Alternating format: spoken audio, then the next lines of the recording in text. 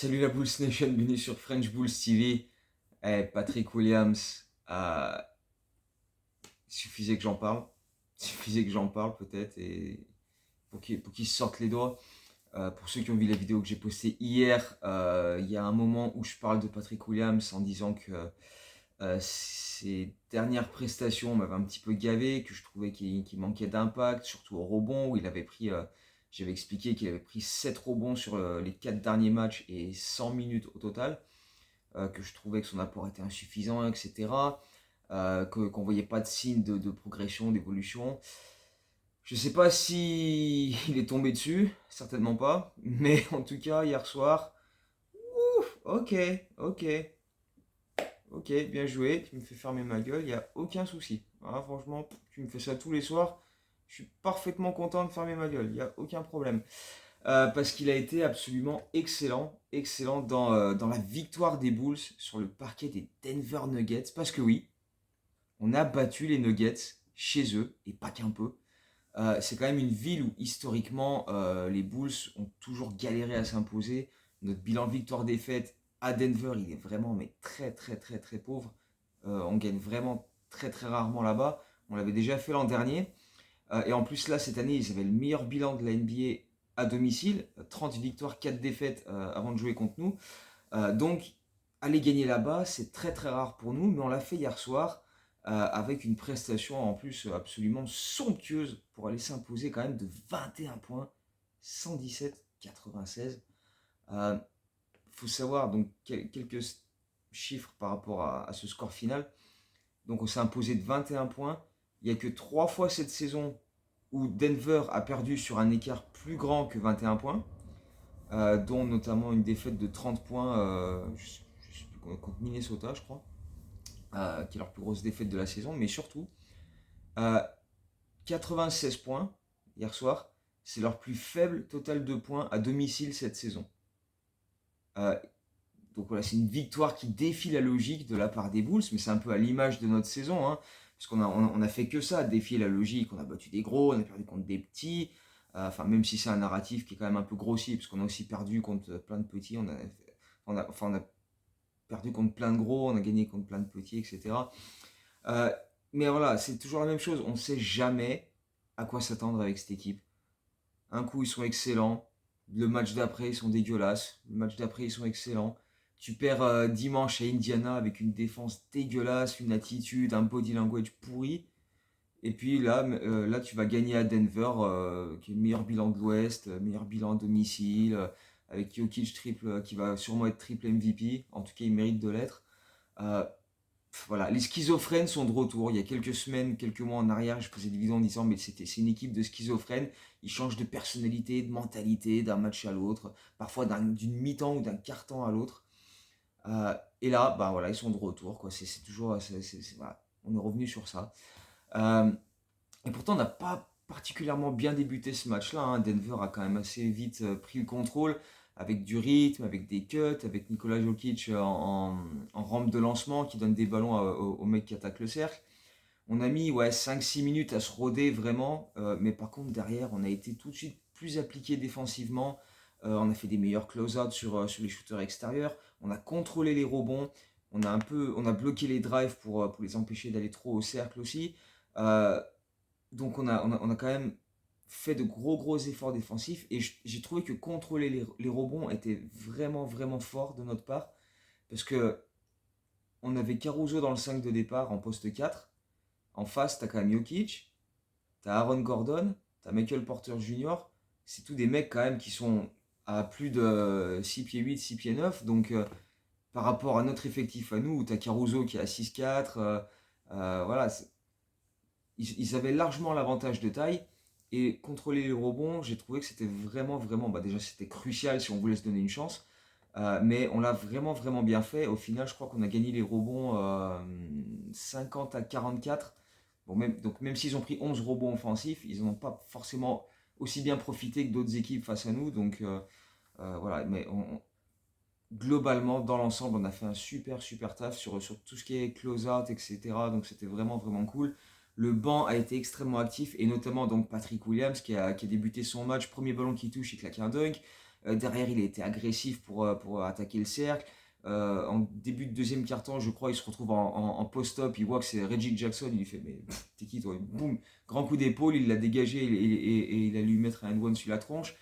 Et c'est ça qu'on veut voir de Patrick Williams. Tu vois, je disais, c'est ça qu'on veut voir plus souvent, plus régulièrement. Et sur ce match-là, bah voilà, il a fait bien, bien plaisir. Il allait chercher ses points près du cercle. Et donc, même si on était mené 29-25 de mémoire après 12 minutes, sur les 5-6 dernières minutes du carton, tu te dis on est quand même pas mal, il y a des bons efforts.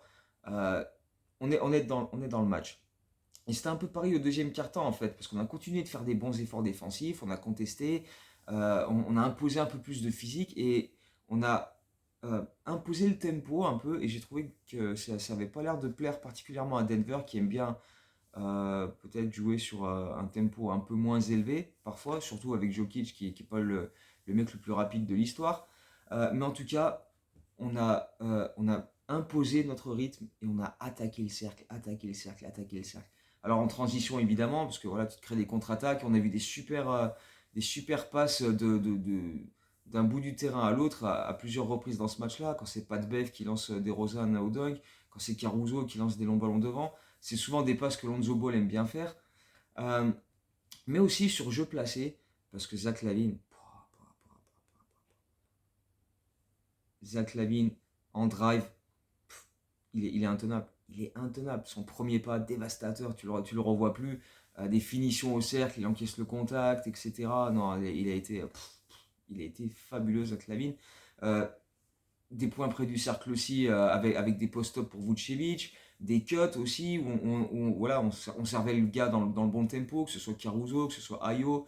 Voilà, on a vraiment mis de bonnes choses en place offensivement et ça a permis bah, voilà, d'être. Bon, on était encore mené à la pause, mais seulement de un petit point, 52-51. Mais encore une fois, tu te dis, c'est une rencontre vraiment de qualité. On fait des bons efforts, on est dedans, c'est quand même pas n'importe qui en face et on fait mieux que résister, quoi. On les bouscule un peu. Et c'était encore plus flagrant en deuxième mi-temps, en fait. Parce que donc la même recette, hein, avec des cuts, avec du rythme, des points près du cercle, mais aussi un peu plus de 3 points, parce qu'à la pause, il me semble qu'on était à 2 sur 4 à 3 points, donc très très très faible volume. Mais dans le quatrième carton, on a fait 4 sur 5 à 3 points. On a mis les 4 premiers, Vucevic en a mis, Zach Lavine en a mis, qui d'autre? Je crois que c'est Kobe White. Ouais, Kobe White a dû en mettre un aussi. Mais bref, voilà. Et surtout, notre défense était encore plus étouffante. On leur laissait moins d'espace. On contestait absolument tout. On leur a fait perdre des ballons avec des mains actives. On a fait 9 interceptions dans ce match-là. Donc c'est très très bon. Euh, et, et voilà, on a continué d'inscrire plein de paniers en transition, dont un énorme dunk de Zach Lavine qui est parti tout seul et qui a mis un tomard mais monstrueux, à la fois de finesse et de puissance. Et du coup, on s'est créé une bonne avance, on a pris 13 points d'avance. Et même quand Denver a fait un 8-0 en 3-4 possessions avec des paniers à 3 points, etc., pas de panique. On a absolument pas dit, ah ça y est, c'est parti, il commence à nous revenir dessus. Euh, on a continué à développer notre jeu. Kobe White qui drive, qui trouve une super passe intérieure pour Patrick Williams qui claque un dunk. Drummond qui met une claquette. Voilà, on était dans le match. On menait à l'entame du quatrième quart-temps. Et malgré ça, tu n'es toujours pas serein parce que tu en as vécu tellement cette saison des quatrièmes quart-temps que tu débutes avec 5, 6, 7, 8 ou plus points d'avance et que derrière tu te fais démonter et qu'en face c'est Denver, tu te dis merde, il va falloir encore assurer pendant 12 minutes, il faut surtout pas se relâcher comme on l'a fait plein de fois cette année, il faut assurer. Et assurer, ils ont fait. Parce que là, franchement, non seulement on n'a pas perdu notre avance, mais on l'a augmenté. Et ça, c'est vraiment énorme. Parce qu'en plus, Denver, ils sont un petit peu tombés dans le piège classique, j'ai envie de dire, quand tu es mené de 10, 12, 15 points, tu essaies de prendre plein de shoots à 3 points pour essayer de revenir vite. Sauf que là, ils les ont briqués énormément. Ils ont eu très très peu de réussite à 3 points dans cette partie du match. Au final, ils ont shooté à 37% à 3 points, ce qui n'est pas dégueulasse. Hein. Ils ont fait 15 sur 40. Mais dans cette partie du match où c'était des shoots pas vraiment dans le rythme, mais genre, vite, faut qu'on prenne des 3 points pour revenir au score. Ils ont briqué énormément, notamment Jokic, Murray aussi. Les deux ont cumulé 4 sur 16 à 3 points sur ce match-là. Donc voilà. Et nous, pendant qu'ils faisaient ça, on a ralenti. On est dit, balade DeRozan, qui temporise, qui regarde, qui observe, qui attaque. Prizado arrive sur lui, boum, ballon intérieur pour Vucevic, il y a des N1. Il a joué les distributeurs DeRozan en fait. On lui a dit, vas-y, c'est toi qui gère comment on attaque sur les prochaines possessions. Et il l'a fait d'une main de maître. Sur ces quelques minutes là, il est allé mettre un panier, mais il a donné quelques super passes. Et je crois qu'il finit à 7 ou 8 passes décisives sur ce match là. Donc euh, 8 passes décisives avec 6 rebonds. Donc même si il n'a pas forcément super bien shooté, il a fini à 6 sur 16 au tir. Voilà, il a fait d'autres choses, il était très très bon. 3 interceptions aussi, donc il a fait le taf aussi de l'autre côté. Il était attentif, il était actif, donc il a fait plaisir. Mais bref, voilà, on a continué d'augmenter notre avance. Patrick Williams met une claquette, Zach LaVine remet un panier à 3 points. On a plus de 20 points d'avance à 6 minutes de la fin. On mène 104-83 à Denver à 6 minutes de la fin. Est-ce qu'on. Enfin, encore une fois, ça défie toute logique. Personne n'aurait pu se dire avant le match que ça allait se passer comme ça. S'il y avait un écart de 20 points à 6 minutes de la fin, tout le monde aurait dit c'est pour Denver. Et là, non. Donc on a été vraiment, vraiment solide, et au point que les fans de Denver sont partis de la salle. Tu voyais, il restait 4 minutes à jouer, et tu voyais plein de gens qui sortaient de la Ball Arena. Et ceux qui étaient encore là, des fans des Bulls, avec les maillots des Bulls et tout, qui se mettent à chanter des Let's go Bulls, Let's go Bulls. T'entendais que dans toute la salle. Et ça, c'est quand même énorme. Et c'est la deuxième année de suite que ça le fait à Denver. Euh, Deuxième année de suite qu'on gagne là-bas. Mais aussi que voilà, le public est vraiment à fond dedans, encourage les Bulls. Donc il y a une grosse, grosse communauté de fans des Bulls à Denver. Il y en a de partout. Hein, peu importe quand tu regardes l'équipe, quand elle joue à Orlando, à Indiana, à San Antonio, où tu veux, tu as tout le temps des maillots des Bulls en tribune, tu en as plein. Mais rarement tu entends les mecs gueuler Let's go Bulls comme ça. Franchement, là, chapeau Denver. Mais enfin voilà, c'était assez surréaliste les dernières minutes. Et du coup, bah voilà, Denver, ils ont lâché l'affaire, ils ont sorti les titulaires. Nous, on a fait pareil, on a donné 2 minutes de temps de jeu à Dalen Terry, à Derrick Jones Jr. Et au final, donc, on s'impose de 21 points sur le parquet de la meilleure équipe à domicile de la ligue, quoi. Alors, est-ce que les Nuggets ont fait l'erreur classique de nous prendre de haut en se disant, ouais, c'est les Bulls, euh, ils sont distancés, ils sont même pas en play-in, t'as l'impression qu'ils ont lâché l'affaire. Voilà, quoi. Est-ce qu'ils l'ont pris un peu en dilettante? Sachant que si tu regardes un peu, euh, les 4 défaites des Nuggets à domicile avant nous, euh, tu retrouves Détroit, tu retrouves OKC. Bon, Dallas, New York, c'était plutôt en tout début de saison, et puis c'est des équipes quand même un peu au-dessus. Mais voilà, Détroit, OKC, etc. Est-ce que des fois, ils abordent pas certains matchs en se disant, ouais, bon, ça va être. C'est pas terrible en face, voilà, je sais pas. Toujours est-il que ce succès, il est quand même assez large, et que bah, il est amplement mérité avec la prestation qu'on a fournie. Collectivement, on a été top, top, mais bon, on va évidemment ressortir des individualités. Et je vais commencer par Patrick Williams, que j'ai mis homme du match dans l'article que je fais après chaque match, le recap. 18 points, 8 sur 9 au shoot, 4 rebonds. S'il faut, je le remets en cause dans toutes les vidéos pour qu'il sorte des matchs pareils derrière. J'ai aucun problème avec ça. Aucun. Il a été top. Défensivement, il a fait un super taf. Il a le meilleur plus-minus de l'équipe avec plus 23. Euh, il a attaqué le cercle, il a mis des points, il a profité de son physique justement pour aller mettre ses points près du cercle. Il a vraiment fait un super, super taf. Donc, je peux juste dire continue comme ça. Continue comme ça. On sait que tu es capable de faire ce genre de match-là. Maintenant, il faut les enchaîner. C'est pas faire ça et puis après, samedi à Houston, tu mets 6 points à 2 sur 5 au shoot, quoi. Ça par contre, ouais, voilà, quoi. Donc maintenant, bravo pour ce match-là. Faut enchaîner. Un autre qui a été fabuleux. Fabuleux encore une fois. Et en ce moment, il est intenable. C'est Zach LaVine. Oh là là. Oh là là. Zach LaVine, mais quel match propre. 29 points, 12 sur 18 au shoot, 3 sur 5 à 3 points, 5 rebonds, 4 passes. Et tous des shoots dans le. C'est tous des shoots fluides, dans le bon tempo. Tu vois, il n'y a rien de forcé, de précipité. C'est juste, voilà, je lis ce qui se passe, j'attaque le cercle. Des démarrages où personne ne peut l'arrêter. Il a été encore une fois excellent, excellent. Il y avait ses parents, sa femme, des amis à lui dans la salle parce qu'il lui avait fait une surprise. En fait, ils ont tous débarqué à l'improviste parce que c'est son anniversaire vendredi, donc demain. Il aura 28 ans. Et donc, voilà, sa famille, sa femme, tout ça sont venus le voir et ça l'a peut-être. Je ne sais pas si ça l'a galvanisé parce que sur les matchs d'avant, il était déjà monstrueux. Mais là, en ce moment, il régale. Il est dans une forme mais absolument monstrueuse et ça se voit physiquement quand il attaque le cercle. Il a retrouvé le premier pas qu'il avait il y a une saison ou deux de ça quand il évoluait sans blessure et qu'il était à fond, quoi. Tu regardes là les matchs qu'il a fait depuis la reprise, mais c'est juste monstrueux d'efficacité. Regarde, on reprend contre Brooklyn. 32 points à 12 sur 17 au shoot, 4 sur 6 à 3 points, 6 rebonds. Match d'après contre Washington, 27 points, 11 sur 18 au shoot, 2 sur 4 à 3 points, 4 passes décisives.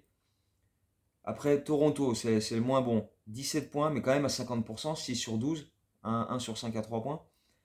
Détroit, 41 points, 14 sur 20 au shoot, 6 sur 9 à 3 points, 7 sur 7 au lancer. Le match d'après contre Phoenix, 27 points, 8 sur 21, c'est celui où il a le plus arrosé, mais 4 rebonds, 4 passes. Contre Indiana, 42 points, 13 sur 23 au shoot, 5 sur 8 à 3 points, 11 sur 13 au lancer, 4 rebonds, 4 passes. Et hier soir, 29 points, 12 sur 18, 3 sur 5 à 3 points, 5 rebonds, 4 passes, 2 interceptions. Là, depuis la reprise, il est à un niveau All-Star. S'il avait joué comme ça toute la saison, troisième fois All-Star, mais direct, direct. On le sait, hein, en début de saison, il était gêné il manquait de rythme après avoir été opéré du genou au mois de mai. Et après, il a fait plus de rééducation que vraiment des entraînements pendant l'été. Donc voilà, il est monté en puissance au fur et à mesure de la saison. Mais là, en ce moment, il est dans une forme absolument phénoménale. Et puis en plus, il a moins géré la main parce que Patrick Beverley s'en occupe aussi. Donc du coup, voilà, comme lui-même lui a dit, t'occupes juste du scoring et tout ira bien. Et fais-le à un niveau élite. Et là, il est à un niveau mais absolument élite. Il est à plus de 60% depuis la reprise au shoot, Zach LaVine. C'est extraordinaire. Extraordinaire. Et encore une fois, que des shoots pris dans le bon tempo, dans le bon timing. Quasiment rien de forcé ou très très peu. Vraiment très très peu de déchets dans son jeu. T'as l'impression qu'il a. Comme si pendant la coupure, il avait franchi un cap en termes de sélection de shoot ou quoi. Mais en tout cas, c'est extrêmement extrêmement solide de sa part. Donc pourvu que ça dure, s'il finit la saison comme ça, wow, ouais, ça peut aider quand même. Vucevic aussi a été excellent. C'est vrai que le match-up face à Jokic lui convient mieux qu'un Miles Turner, par exemple, du match d'avant, ou un Joel Embiid, etc. Parce que c'est des intérieurs qui jouent quand même beaucoup plus physique, même s'ils s'éloignent aussi du cercle, mais qui sont aussi voilà, des mecs un peu plus bourrins qui te bousculent à l'intérieur, alors que Jokic, pas du tout. Donc c'est un match-up qui lui convient beaucoup plus. Il a fini avec 25 points, 15 rebonds. C'était peut-être le meilleur Nicolas sur le parquet hier soir. Donc c'est son premier double-double depuis un bon petit moment quand même. Ça fait un petit moment qu'il finissait avec 8, 9 rebonds, etc. Donc là, c'est bien de le retrouver là. Pat Bev et Caruso, ça a été des pestes défensives tout le long, des Doberman, des chiens de la casse. Ils ont cassé les couilles à tout le monde. Caruso, on l'a vu faire quelques bons cuts, il a mis des lay-ups, c'était super cool. Le banc était top aussi, donc Patrick Williams, j'en ai parlé. Kobe, même s'il n'a pas été hyper adroit, il a fait 3 sur 10 au shoot, 1 sur 6 à 3 points. Mais 4 passes décisives, une super bonne défense. Lui, au plus-manus, il est à plus 22. Donc voilà, il a encore fait de bonnes choses, même si l'adresse n'était pas top top. Ayo a fait quelques bons trucs aussi par séquence. Drummond a pris quelques rebonds, mais on l'a pas trop vu non plus. Bref, c'est une perf collective de qualité. Euh, c'est ce qu'on aime voir. Tout le monde participe, tout le monde voilà, est capable d'apporter sa pierre à l'édifice. Tu démontres une fois de plus que tu as les capacités de faire de bonnes choses quand tu te sors les doigts du cul. Mais est-ce que cette fois-ci, on va vraiment confirmer? Est-ce que on va être capable d'aller à Houston samedi sans crainte, en se disant cette fois, on a enfin retenu la leçon, tu vois? Euh, on a perdu contre eux déjà cette saison. On va là-bas, on remet les choses à plat. En plus, là, on a 2 jours sans jouer avant de les jouer. On va être frais physiquement. Est-ce que ça va le faire comme ça? Ou est-ce que, encore une fois, on va se dire, bah, on n'est pas à l'abri parce que voilà, on peut encore faire une énième rechute. On peut aller là-bas et perdre ce match-là et ça va nous foutre dans une rogne pas possible. Parce que moi, franchement, si on perd Houston, là, ça va me gonfler. Quel genre de prestation on va fournir à Houston? C'est la grosse question. Et même après Houston, en fait, est-ce qu'on peut se remettre à croire au play-in véritablement après ce match contre Denver, sachant qu'en plus, dans le même temps, Washington et Toronto ont perdu, donc on se rapproche un peu plus. On est à une victoire de la 10e place qui est détenue par Washington. Ou est-ce que nos espoirs, dans 3 matchs, encore une fois, pulvérisés, fracassés, tu te remets à y croire, bam, on te remet un coup derrière la tête. Tu fais 2-3 bons matchs, tu te remets à y croire, bam, on te remet un coup derrière la tête. Comme ça a été le cas tout au long de la saison. On ne sait pas. On ne sait pas. Et c'est aussi pour ça qu'on continue de les suivre, parce qu'on ne sait pas. Si on savait, on dirait ouais bon, voilà, on est au courant, on sait comment ça marche. Sauf qu'avec les Bulls, tu sais jamais. Tu sais jamais. Donc voilà, ça entretient le suspense et c'est pour ça que tu te mets devant les matchs parce que tu sais pas à quoi tu sais pas à quoi t'attendre. Tu sais pas ce qui va se passer dans ton écran devant ce match. Tu sais pas. C'est pour ça qu'on les suit. C'est pour ça qu'on les aime peut-être. Je sais pas. On est peut-être un peu barjot aussi, je pense. Mais voilà, c'est cette équipe de schizophrènes. Voilà, elle est comme ça. Donc voilà. Qu'est-ce qu'on fait? Est-ce qu'on croit au play-in? Du coup, est-ce que. Enfin, moi, je sais pas. Dans la dernière vidéo, j'ai dit que j'y croyais plus. Là, on gagne à Denver, donc ça remonte un tout petit peu. Mais après, voilà, si tu pars à Houston, bon, bah, voilà, c'est toujours pareil. Ce genre de victoires, elles sont vraiment cool, mais que si tu les enchaînes. Parce que si tu perds à Houston samedi, ça n'a aucun intérêt. Aucun intérêt. Donc voilà, on va voir. On va voir ce match à Houston, ce que ça donne. Et puis derrière, on reçoit Sacramento, on reçoit Minnesota, des équipes qu'on n'a pas battues cette saison non plus. Hein, donc voilà, c'est l'occasion, bah, si on est un peu revanchard, de dire on va prendre nos revanches sur ces équipes-là, ou voir, juste voir dans quel état d'esprit on va aborder ces matchs-là, quoi, tout simplement. Donc voilà, on se retrouve sûrement après le match de Houston, en espérant une autre victoire, parce que si je dois faire une vidéo pour dire qu'on a perdu à Houston, ça va me gaver. Donc voilà, en attendant, bah, profitons de cette belle victoire à Denver, parce que c'est pas tous les ans, clairement. Donc profitons-en bien. Et puis, ben, voilà, on se retrouve très bientôt pour parler des prochains matchs. Allez, ciao, go Bulls.